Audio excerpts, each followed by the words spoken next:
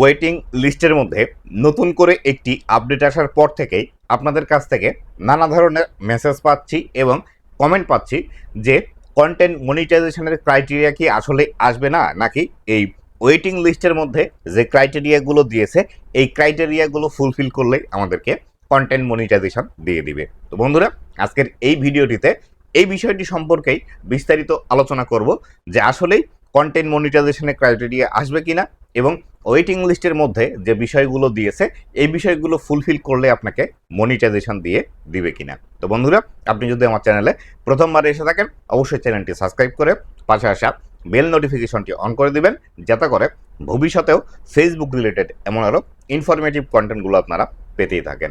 তো বন্ধুরা, এই যে আমাদের ওয়েটিং লিস্টের মধ্যে দুইটি কিন্তু স্লাইড দিয়েছে।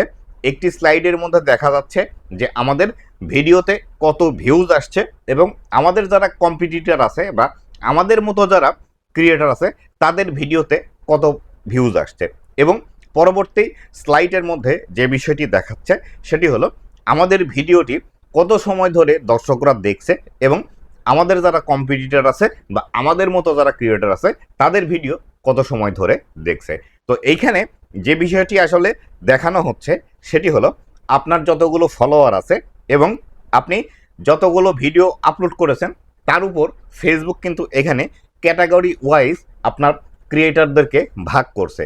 যেমন ধরেন আপনার যদি 1000 ফলোয়ার থাকে তাহলে সেই ক্ষেত্রে এই 1000 ফলোয়ার যার যার আছে তার ভিডিওতে কেমন ভিউজ আসছে, কতগুলো ভিডিও সে আপলোড করছে, তার ভিডিও কত সময় ধরে দর্শকরা দেখছে, এই বিষয়টির ভিত্তিতেই কিন্তু এই ওয়েটিং লিস্টের মধ্যে এই আপডেটটি কিন্তু দিয়েছে। তো এই ক্ষেত্রেই আপনারা অনেকেই এই প্রশ্নটি করছেন যে আমার এখানে অল্প দেখাচ্ছে, আরেকজনের দেখলাম তার মাসে 1 মিলিয়ন ভিউজ আছে, সেই ক্ষেত্রে তার টার্গেটটি আরও বেশি করে দিয়েছে। তো এই যে টার্গেটটি বেশি করে দেওয়ার প্রধান যে কারণটি আছে এটি হলো এটি, ধরেন আপনার যদি প্রতি মাসে 1 মিলিয়ন ভিউজ আসে তাহলে সেই ক্ষেত্রে আর কার কোন কোন ক্রিয়েটরের 1 মিলিয়ন ভিউজ আসছে সেই বিষয়গুলোতেই কিন্তু ক্রাইটেরিয়া এখান থেকে ভাগ করে দিয়েছে। যাদের আবার 10 মিলিয়ন ভিউজ আসছে, এই 10 মিলিয়ন ভিউজওয়ালা যারা ক্রিয়েটর আছে তাদের ক্যাটাগরি কিন্তু এখান থেকে ভাগ করে দিয়েছে, যার ফলশ্রুতিতে এইখানে যে ক্রাইটেরিয়ার বিষয়টি দেখাচ্ছে এই ক্রাইটেরিয়ার জন্য কিন্তু এখানে অনেক সময় কম বেশি হচ্ছে। তো অনেকেই যে বিষয়টি নিয়ে ভুল ধারণায় আছেন সেটি হলো এই যে ওয়েটিং লিস্টের মধ্যে যে ক্রাইটেরিয়াটি দিয়েছে এটি হয়তো কন্টেন্ট মনিটাইজেশনের ক্রাইটেরিয়া হতে পারে। আসলে এই যে ওয়েটিং লিস্টের মধ্যে যে ক্রাইটেরিয়াটি দিয়েছে এই ক্রাইটেরিয়া মানে আপনাকে একটি টার্গেট দিচ্ছে যে যাতে করে আপনি ভালোভাবে ফেসবুকের মধ্যে কাজ করেন এবং অন্যরা কিভাবে কাজ করছে তাদের দেখে দেখে আপনি সেইভাবে কাজ করেন, যাতে করে আপনিও দ্রুত ফেসবুকের মধ্যে গ্রোথ নিয়ে আসতে পারেন। আর এই যে ক্রাইটেরিয়া যেটি দিয়েছে বা ভিউজ বা ওয়াচ টাইমের যে বিষয়টি দিয়েছে এই বিষয়টির মাধ্যমে আপনাকে বলছে যে আপনি যে ধরনের ভিডিও তৈরি করছেন সেই ধরনের ভিডিও তৈরি করতে থাকুন, কিন্তু আপনার ভিডিওর মধ্যে কোয়ালিটি নিয়ে আসুন, যাতে করে মানুষরা আরও বেশি সময় ধরে আপনার ভিডিওটি দেখে এবং আপনার প্রতিটি ভিডিওতে বেশি পরিমাণে ভিউজ আসে।